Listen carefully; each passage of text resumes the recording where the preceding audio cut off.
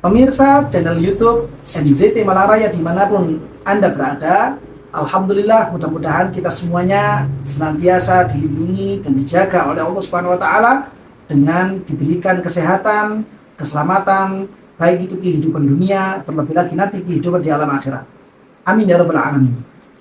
Pemirsa MZT Malang Raya, channel YouTube MZT Malang Raya dimanapun Anda berada, pada kesempatan kali ini kami ingin menyampaikan tanggapan-tanggapan atau jawaban-jawaban terhadap pertanyaan-pertanyaan yang telah masuk kepada kami, baik di kolom komentar ataupun melalui nomor WhatsApp yang telah tersedia pada video atau melalui nomor saya pribadi.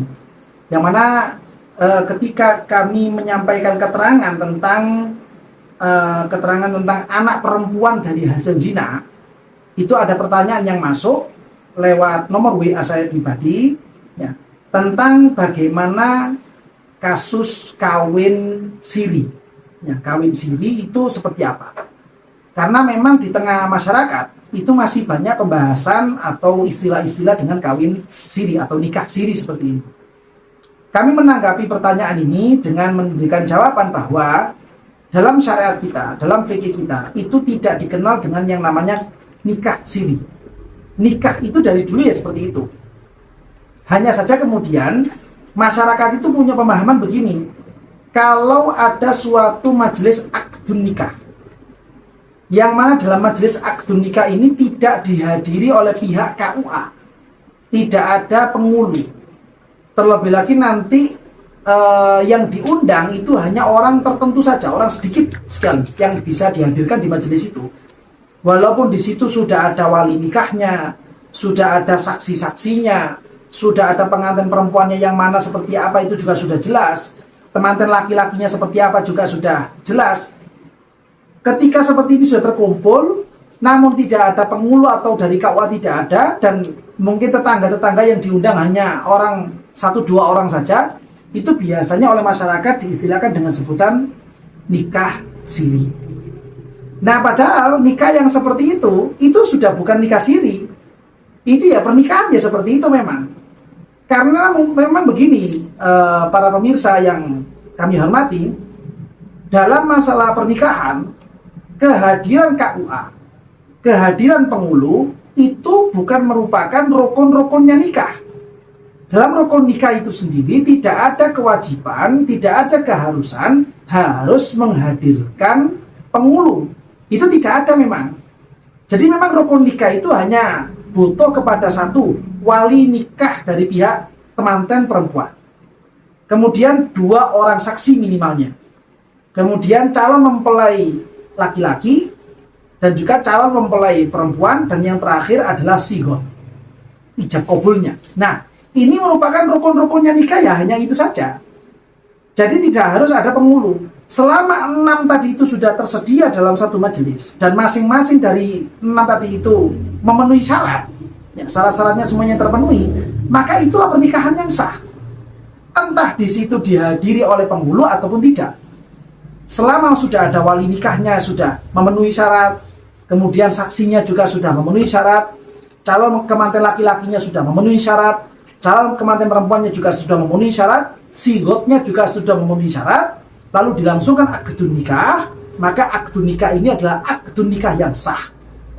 Ya, walaupun taruhlah misalkan saksinya itu hanya ada 2 orang, tanpa mengundang tetangga-tetangga sebelahnya, tidak ada yang diundang, hanya ada 2 orang saksi saja. Selama 2 orang saksi itu memang betul-betul memenuhi persyaratan-persyaratan yang sudah kami sebutkan pada beberapa video sebelum-sebelumnya. Sudah kami terangkan di situ tentang syarat-syaratnya saksi itu seperti apa, syaratnya wali, syaratnya suami, syaratnya istri, syarat-syaratnya sigot itu seperti apa, sudah kami terangkan pada beberapa video sebelum-sebelumnya. Selama rukun-rukun ini sudah terpenuhi, walaupun tanpa ada penghulu, itu sudah merupakan pernikahan yang sah. Namun kan begini, di negara Indonesia ini pemerintah mewajibkan supaya setiap pernikahan yang dilakukan itu tercatat di KUA. Tercatat di KUA.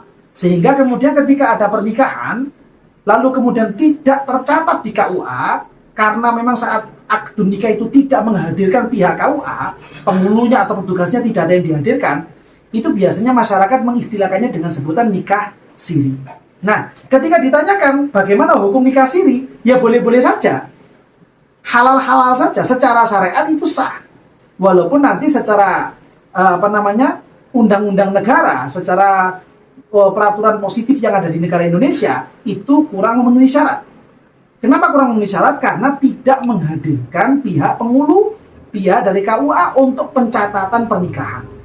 Jadi secara syariatnya sudah sah, ya, tapi secara negara itu merupakan pernikahan yang dianggap ilegal karena kurang memenuhi persyaratan dari undang-undang yang telah ditentukan. Nah, ini yang penting untuk kita pahami, sehingga nikah siri yang tadi ditanyakan itu nikah siri yang seperti apa dulu.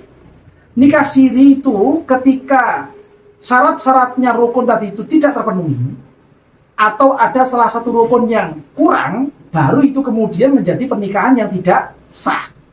Saya ulangi lagi, tadi rukunnya itu harus ada wali nikah, harus ada 2 orang saksi, harus ada suami, harus ada istri, harus ada sigot, ya, sigot itu ijab kabulnya.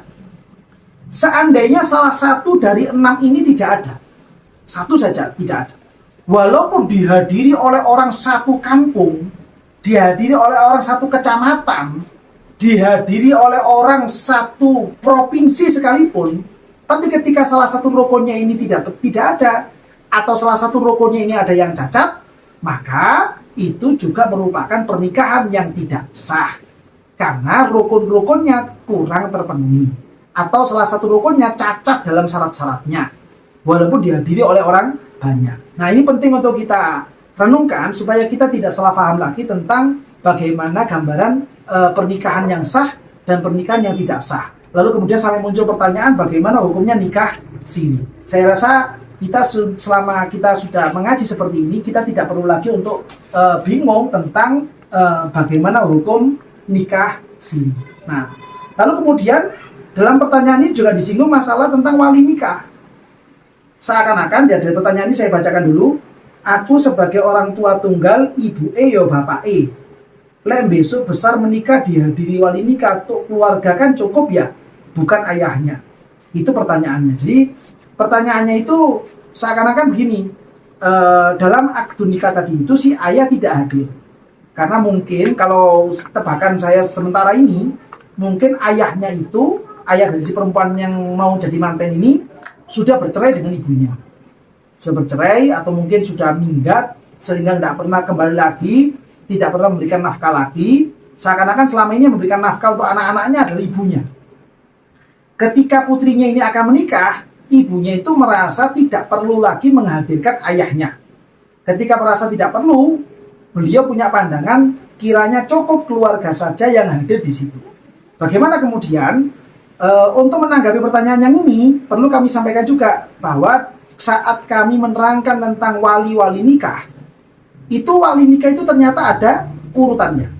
Mulai dari urutan pertama itu adalah harus bapak. Bapak ini adalah bapaknya si perempuan maksudnya. Bapak itu pun harus bapak kandung, bukan bapak angkat, ya. Bukan, saya ulangi lagi, bukan bapak angkat dan juga bukan bapak biologis dari hasil perzinaan. Kalau dua-duanya tadi bapak angkat atau bapak biologis dari hasil perzinaan, lalu kok kemudian menjadi wali nikah, maka itu tidak sah. Harus bapak kandungnya sendiri dari pernikahan yang sah. Urutan kedua adalah kakek. Urutan berikutnya yang ketiga itu adalah saudara kandung, laki-laki maksudnya. Kemudian adalah saudara sebapak. Kemudian urutan berikutnya adalah paman dari jalur bapak, maksudnya paman yang sebapak dan seibu, ya, bapak, paman kandung. Urutan berikutnya adalah paman dari jalur bapak yang sebapak. Lalu kemudian anaknya paman kandung dari jalur bapak. Kemudian urutan berikutnya adalah anaknya paman anaknya paman dari saudara, anaknya paman dari paman yang sebapak, ya, bukan kandung. Baru terakhir kemudian adalah hakim. Nah, urutan-urutannya harus dilaksanakan. Jika bapaknya masih hidup, seperti pertanyaan yang ini, bapaknya memang masih hidup, maka wali nikahnya tidak bisa berpindah kepada urutan berikutnya, kepada kakek, kepada saudara kandung dan seterusnya, tidak bisa. Masih bertahan pada bapak, karena bapaknya masih ada. Kecuali kalau nanti misalkan bapaknya ini uzur, Taruhlah misalkan odornya itu misalkan bapaknya ini kondisinya di penjara.